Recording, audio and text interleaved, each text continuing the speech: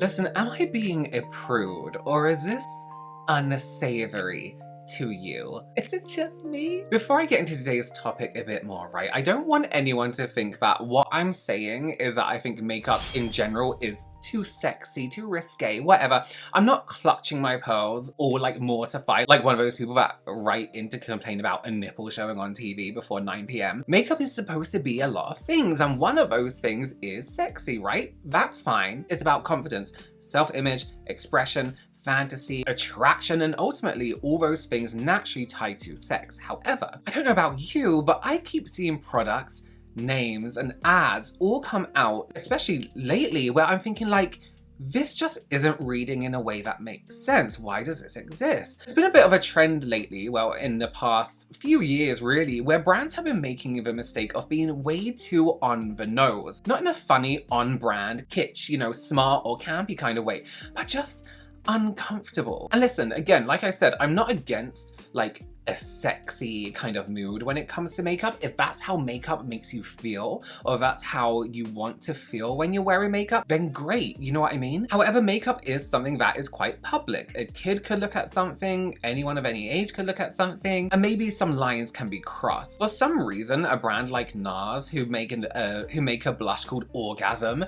is so commonplace in the makeup world that it kind of doesn't make me think twice. And as much as I like to, you know, talk shit about Charlotte Tilbury, she does it quite well, and the brand in general, in that you kind of expect it from her. It's a little bit cheeky. It's kind of done in a way that's kind of classy, right? Her more like sex fragrance line was absolutely 70s porno, but what sets that kind of ad apart from other brands doing it is that it was deliberate and thought through. I'm not sure why brands come out with like crude elements in packagings and concepts and names. I think it is kind of like shock factor, maybe even for clicks, maybe even rage bait, trying to make themselves seem more like relatable and human. And we all know sex sells, right? That's not just the same for no reason. It's also kind of a lazy way to get attention. Let's look at some examples here, okay? So we have NYX Cosmetics here. This is their Jelly Job lip gloss, a beautiful lip gloss. It's so stunning, like I love this gloss. But it's called Jelly Job, and the lips, you know, are quite active in this video. And this is from Too Faced, and they launched this like carousel that slowly reveals their new lip product that looks extremely phallic in the beginning. We have this ad from e.l.f., this substance oozing out from the tip of the applicator and dripping down the shaft of the applicator. And then e.l.f. did a collaboration with Tinder with this kind of like goopy, let's be real, lubey looking texture in the product. We have this image from NARS where the one on the left, if you look at it quite quickly, it's giving something else. Makeup Revolution here, dripping shit onto the lip. And Urban Decay also have a new Tube Job mascara, which I haven't tried yet. They actually sent it to me, and it came with like a picture on the front, and it's like, are the rumors true? Has Robert had a tube job? And I was like, are they asking if I've had a vasectomy? And you know what, when I look at things like the NARS lipstick, like no one who works in advertising is gonna look at that and not realize what they're doing. The imagery is so obvious and basic that sometimes it kind of feels like commonplace for the makeup world that we might not spot it straight away. Now, I do have to say that some of these are nowhere near the extent of sexualized products and ads out there. Anyway, what I mean by these being a bit too much is that they aren't deliberate enough to come across as meaningful in a way that's respectful to their audience, right? It's like they just put this shit out because they think that we wouldn't be able to understand a bit of nuance. So it's almost like subliminal that we see that in the product. You know, sexualization comes in a few different ways, right? And themes. So things like names, references, and general aesthetics, suggestions, thinking like shapes, textures, and anything that implies something else. And then literal representation, things like packaging that just looks like a dick, or like white bodily colored fluids and textures, or like someone's pleasure that's coming through in the image.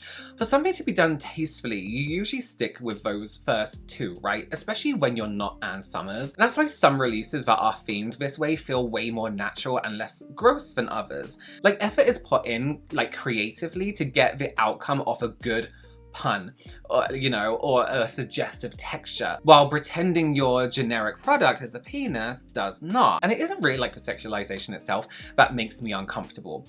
More so the lack of artistry and care around something that's supposed to be intimate. I don't mean makeup artistry, I mean like the artistry of the whole thing. And kind of talking around intention with these things, again, something that absolutely kills me with all of this is that sex doesn't really even play a part in some of these brands' identities. And I do think that brands do have to be careful with who they are aiming their names and products at. How is Kylie Jenner gonna have a brand? You know, that, let's be real, a lot of younger people like Kylie Jenner with names of products like X-rated, barely legal, which why would you call a product that? Anyway, virginity, hot and bothered, hopeless romantic. Hopeless romantic isn't that bad. Like, who are these products aimed at? Who is your audience? You really do need to be careful. Even with textures now, why is everything goopy and sticky and gluey? Even skincare. Anyway, another side of this whole topic is a complete opposite of this too. People have also been really against like sexuality where it makes sense.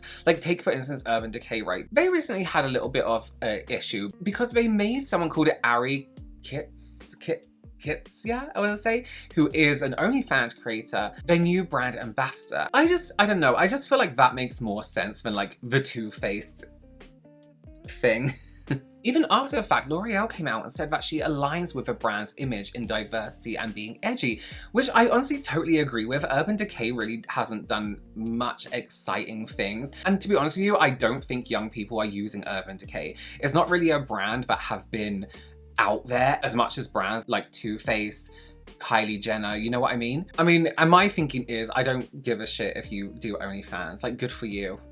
Make money, you have control of it yourself, you know what I mean? I wouldn't know who this person is working with Urban Decay. I'm not sure how that conversation got started, to be honest with you. The way this makes sense for me though is that Urban Decay in my mind have always been rebellious, they've always been grown up, they've always been a little bit edgy, a little bit more punky, and I think to bring somebody in who maybe is a little bit controversial to the world is a great way to do some sort of marketing. She's not controversial for ways where she's offended a group of people, where she's upset loads of people. She just does porn. Some people may see that as empowering, some people may not. Some people might like how open she is as a person and align that personality with Urban Decay. Hi, I'm Ari Kitsia. I'm here making a movie with Urban Decay. I can't wait. Oh, that was good though. Can you add the little ding on it? No glitter, no no vagina. Blur the blame, bleep the blurring, brand censored, back to center stage. This has been a public service announcement. This has been a mouthful. I'm gonna quit my job now. Go do news. Back to you. But it also comes back to intention, right? The reason this works is because they haven't just bought out a lipstick and called them Super Slut Mauve and, you know, Erect Red. On top of having her as an ambassador, they played a bit with the idea and haven't taken it too far. It's deliberate and keeping the people in mind that it's kind of made for. Now, you may disagree with that. Let me know.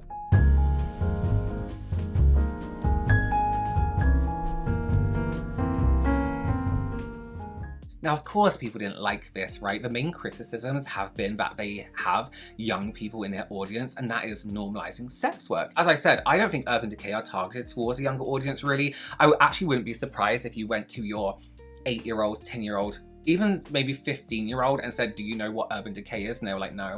That wouldn't surprise me at all. They're a very millennial-based brand, and I think you would have to be following them to see this content instead of going into store and seeing an image like this.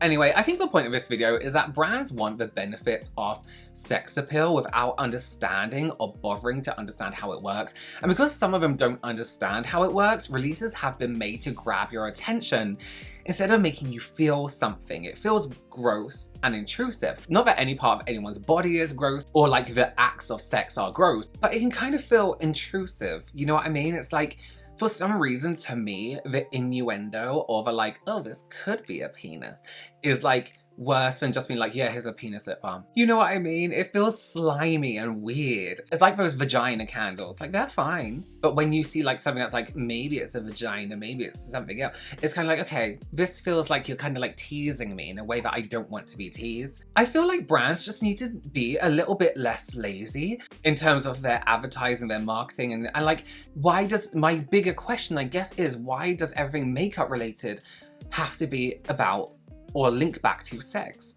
Why does the names of our products have to be so sexual?